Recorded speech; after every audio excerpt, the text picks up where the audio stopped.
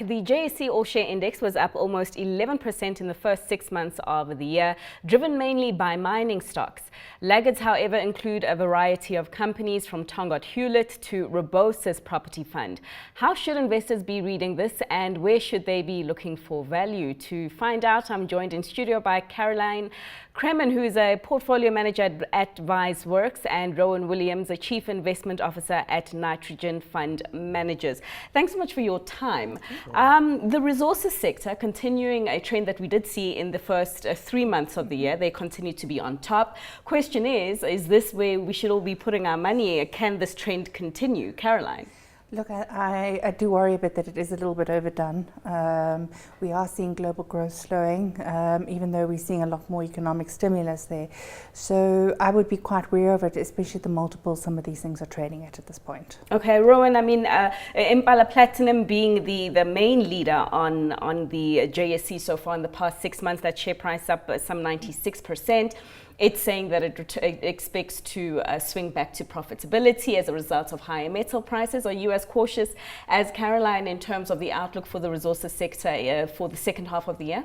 Yes, it does look like there is a significant amount of momentum in the stock. So we've seen very strong performance. You've got to realize to some extent where these stocks have come from. Impala is still way off its sort of all-time high. So it's just a rebound, I guess, to some extent, that now that it's turning profitable again.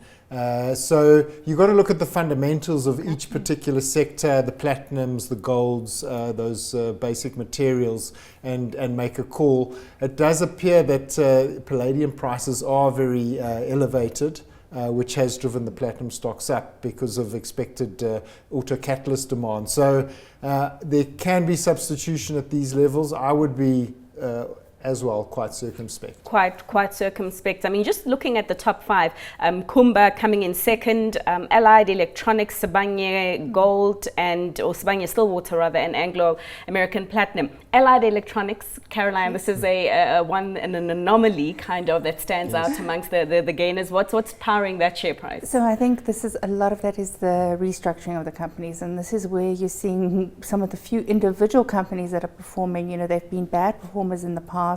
There's been restructuring, there's been cost cutting, and they're starting to look a little bit more attractive from a company point of view. But most of them have come from a low base. So we also need to bear that in mind. So they're not economic superstars, you know, they're just coming off a very, very low base. Your take on Allied and perhaps maybe some of the other small cap counters which are also performing quite strong so far this year, the likes of your Datatech, Met being amongst them, and even your Cartrack and Telkom.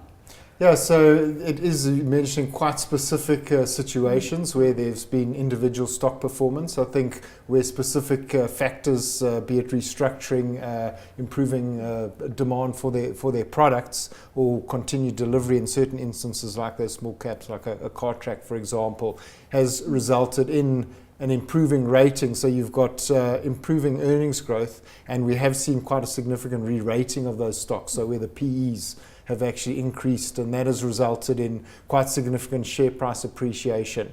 Again, I guess, you have to look at each individual situation, say whether it's justified or not. Altron, I think, has performed very well. The earnings has been strong. They've been going through a multi-year turnaround, have very strong operations in the UK as well, which have been performing particularly well. So that's where the sort of stars have aligned, and the restructuring has resulted in improved earnings, which has resulted in improved share price. Telkom has also been a stellar performer this year, and that looks, again, based on delivery. I think there is a lot of expectation about a value unlock of their property portfolio, and I think that's driven the share price turnaround in the mobile operations, notwithstanding the difficult operating environment for the sector. So that one looks for me quite full, given the underlying performance of the business. Okay, so on the other side of the board, the losers now, recapping, so the top five, Tongaat Hulett, first place down 80%, followed closely by Rebosis Property Fund, Omnia, Delta Property, and Massmart. Your take on the guys that are not doing so well this year? Okay, so they have my dishonorable mention companies. So they're usually companies that have got involved in fraud, you know, it's financial mismanagement, it's corporate governance issues. So it's not only those, you know, it's Aspen, it's all of the above. And there have been quite a few of them this year, and I think, you know, the economic circumstances are, you know, pushing a lot of these companies to the brink, where you had a lot of things that are hidden below the surface are now coming to the fore. So, you know, and I think just from South African investors, it doesn't inspire confidence in the market, unfortunately. And you forgot to mention there even Sasol. You know, these are some of the underperformers really being the guys who've invested offshore, where those offshore investments have not turned out the way they want to be as well. So I think there's a significant lack of corporate governance and also financial oversight in a lot of our big companies, and it is worrying.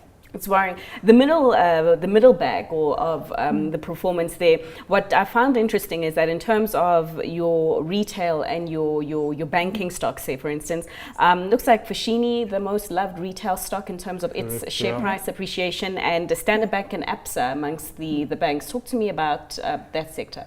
Yeah, so you're seeing those financial and industrial stocks sort of middle of the road. They're not the best or the worst performers. Obviously, the South African environment is very tough at the moment. So, and banks are very exposed to just the overall economy, the South African economy.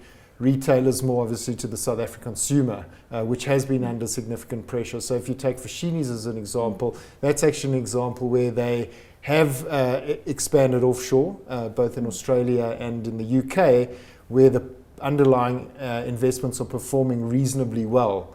Australian particular for Foschini, so it's a bit more diversified away from the South African consumer, and hence has performed better than some of the other stocks like a Mr. Price, which is more heavily exposed, or Truworths to the South African consumer. So, or maybe it's also a function of maybe better managed, because some of the areas that they are in Australia, we're seeing things not go too well for Woolworths, and in the UK, Truworths also coming out with a plan to restructure some of its London businesses. So that's absolutely, management have done a better job at first picking the appropriate asset, paying the right price for it, and I guess managing it effectively as well. So it is all of those things. For example, Foschini's turned down that office acquisition that Truworths actually made in the UK market. So that gives you an idea. That was an active decision made by management, one positive, one negative. So, and it shows in the share price performance. But ultimately, I mean, we've got about 6 months or so, 5 months. Many say that December is,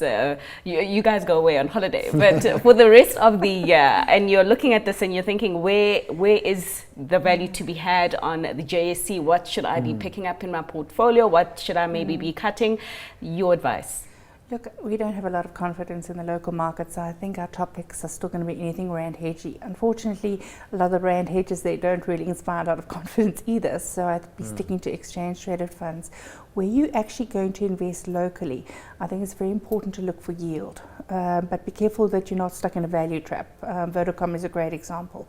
So look for yield. I think that there's going to be individual company stories. One of those I think is possibly going to be EOH, which is going through restructuring. It's putting back corporate governance measures. And I also think that the retailers are a little bit oversold at this point. So despite the economic situation, I would foresee them picking up a little bit. And I still like the banks. I think they have the ability to give consistent yield. Rowan? Yeah, it is quite tricky because the rand hedge sector, the shares have run quite hard. It does look like they're quite full. It looks like we're not going to get the US rate cuts that we were hoping for because of the health of the US economy. So that has driven, I think, that sector quite strongly. We're not that confident about the South African economy. We think it's going to continue to go through a tough time for at least the next 6 months, which leads us not to be too excited about the local financials, all the retailers for that matter. So it's individual stocks. I think Naspers is interesting. They've got that listing coming up, right? Yes, that's correct. Yeah, now September. So that I think could unlock quite a lot of value. You've got to sort of pick your point of entry, but that's going to be a big event on the JSE in the third quarter. Otherwise, it's going to be, I think, some of these individuals' names that you've been mentioning. It's up to individual investors to do their homework and look for smaller cap, maybe mid-cap stocks that are somewhat undervalued, decent or improving fundamentals. be it in EOH or other types of opportunities, notwithstanding the difficult economic climate, and those will do well. But the broader market, I'm not that positive about. Are you also looking forward to that NASPAS listing later on this year? Yes, definitely. It's probably the Process. only Should we get used to that now? Yeah, we've been waiting for a NASPAS value unlock for probably nearly a decade, and that probably is the most exciting thing that's happening to fund managers this year on a local perspective. I think it is a bit sad for the JSE because you're losing part of your main listing to an offshore bourse, and it seems like there's a bit of a drift away from the JSE at the moment, which is not great for local investors long term. Yeah, exactly. That drift. I mean, we've only had sort of 2 listings this year, and I say sort of because they've been unbundlings from companies that have already been listed. Are you concerned right now at the number of companies that are exiting and not actually coming on board? Yes, yeah, we are seeing quite a significant lull. The share, the JSE Limited, in fact, has also performed very poorly. You saw their numbers were down. We're seeing equity trading volumes down significantly. Foreign investors are starting to lose interest in the South African market. We're not seeing much equity issuance, new companies coming to the exchange. It is somewhat of a concern that we're losing a little bit of our dynamism and excitement.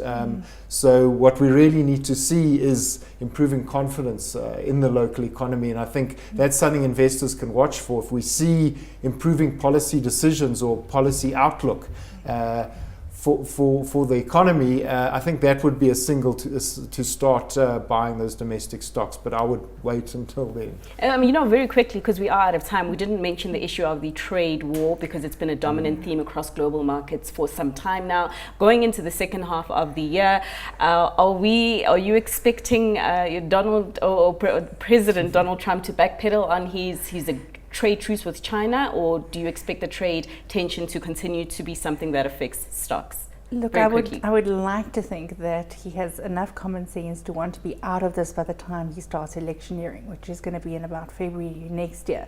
On the other hand, you are seeing China dig their heels in. So I think right now it's 50-50. Yeah, I think it's going to be the status quo that we're going to have to get used to, is a sort of tit-for-tat type of trade. Everyone's been wanting a resolution of trade talks, but I think that's unrealistic. It's going to continue along this vein, a sort of more belligerent type of relationship for some time, and maybe a second term of President Trump may resolve that. But I think this is the new normal, this sort of trade tension. So perhaps many investors adjusting themselves to the new normal and making sure that they pick stocks that won't be affected by the increasing trade tensions. But that is where we leave it for today. Thanks so much for joining us. Thanks to my guests, Caroline Cremen, Portfolio Manager at Adviceworx, and also Rowan Williams, Chief Investment Officer at Nitrogen Fund Managers, for their input in tonight's program. Remember, do email us your questions to portfoliowatch@abn360.com and your tweets as well. The hashtag to use is PortfolioWatch. Until next week, it's bye for now.